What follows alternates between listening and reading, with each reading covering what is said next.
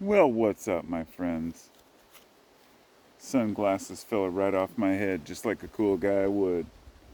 Because I'm an alpha male. Just look at me. I've got the Andrew Tate in my eyes, can't you tell? I wear sunglasses indoors and during unnecessary situations where I don't need them. Just like my hero, Elon Musk.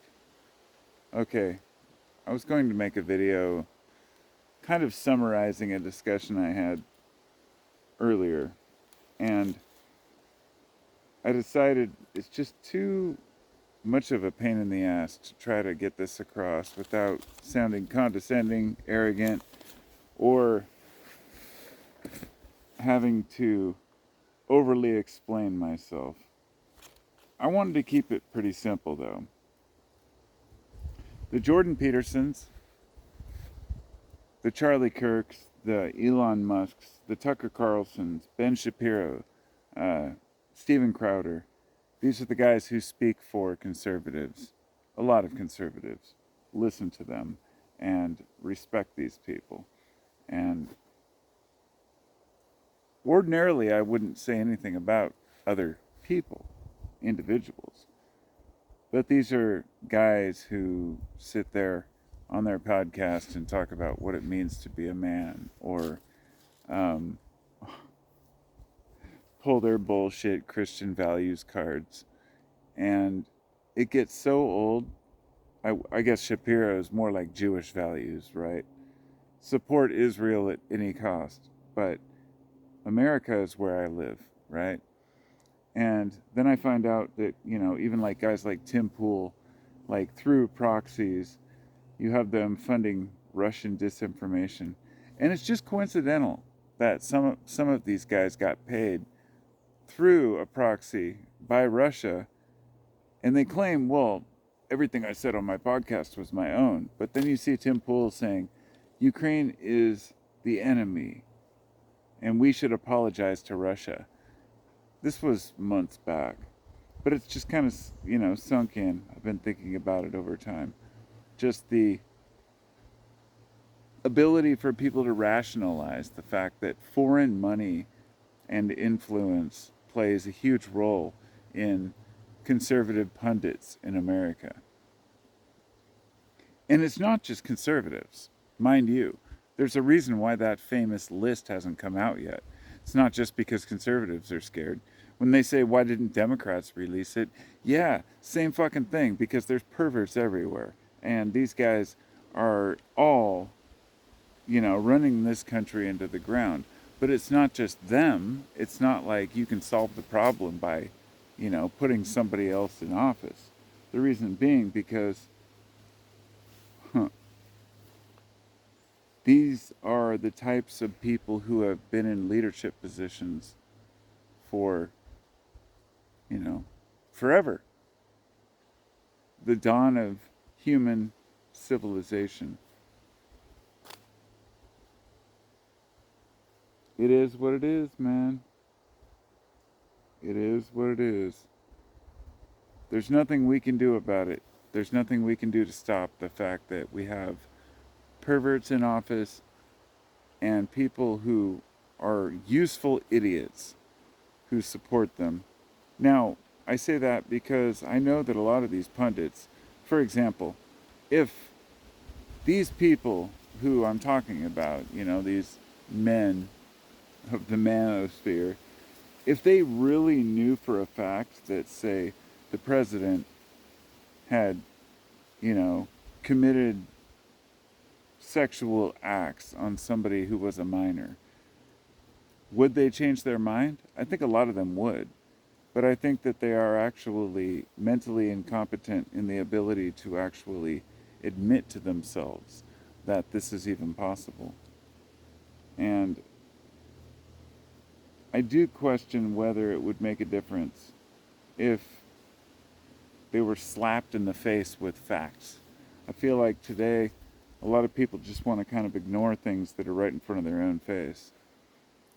That's kind of where we're at, Conservative pundits, these guys I'm talking about specifically, the Shapiros, the Crowders, the guys who are looking just to find these trivial little differences with people, like, oh, trans bathrooms this week, and the next week it's complaining about Marvel comics going woke.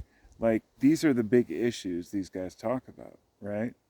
I mean, even if you're a supporter of theirs, I get it. You know, they really show the libs.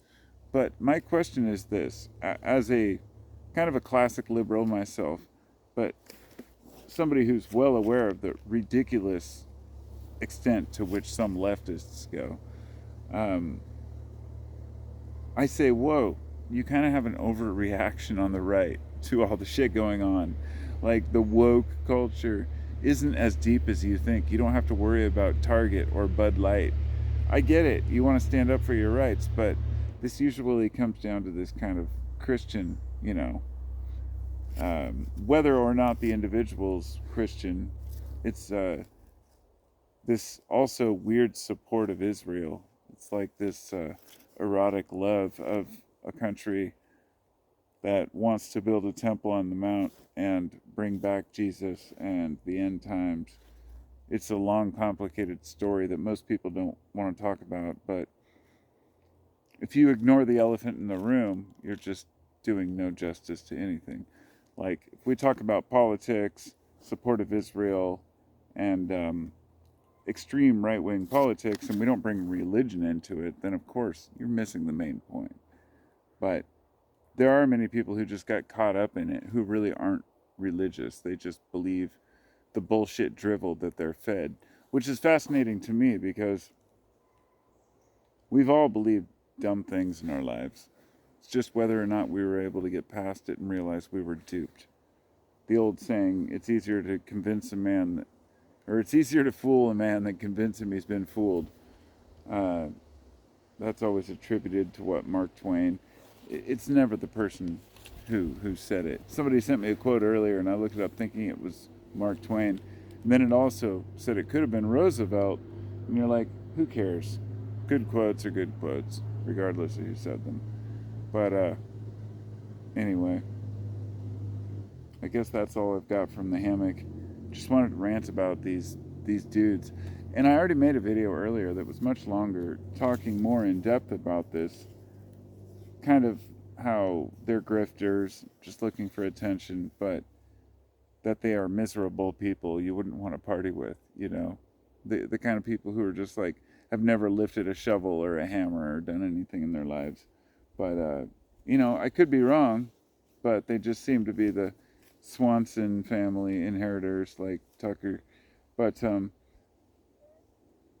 when I was younger, I remember the whole Rush Limbaugh thing, the whole tough guy act. But even Alex Jones, like back in the early days on YouTube, I used to comment on his channel and he'd get mad and comment back. Before he was like really big, right? He blocked me like twice, 2 different channels, because I asked a question. And that's when I realized, wow, these guys who are selling you all the pills and bullshit, which there's this huge right-wing grift going on that's just like gotten worse and worse. They're always selling you something, and whether it's prepper kits, for the Patriot supply, or some kind of like water purification system for the emergency chaos that's going to come when all the liberals and Antifa raids your town. Sorry to be cynical, but it's just ridiculous, Most liberal people just want to live alone and be not fucked with. Okay? I've got my property, my acres. I just got them. My neighbors might be conservative. I don't give a fuck. Okay? We all have our own opinions. We differ in certain things, certain values. I don't have to be religious to fly my American flag, which I do. And we can all live in this world together without blaming half the people for all our problems. And that's what a lot of these losers do, They just sit and complain. Every fucking show that they have is like some complaint. And I've listened to a lot of them because I kind of want to know, what are these guys talking about? But it's painful, I'll tell you that. It's very painful. So, that's thoughts from the hammock. I'm gonna go curl up now and go to sleep. See you next time.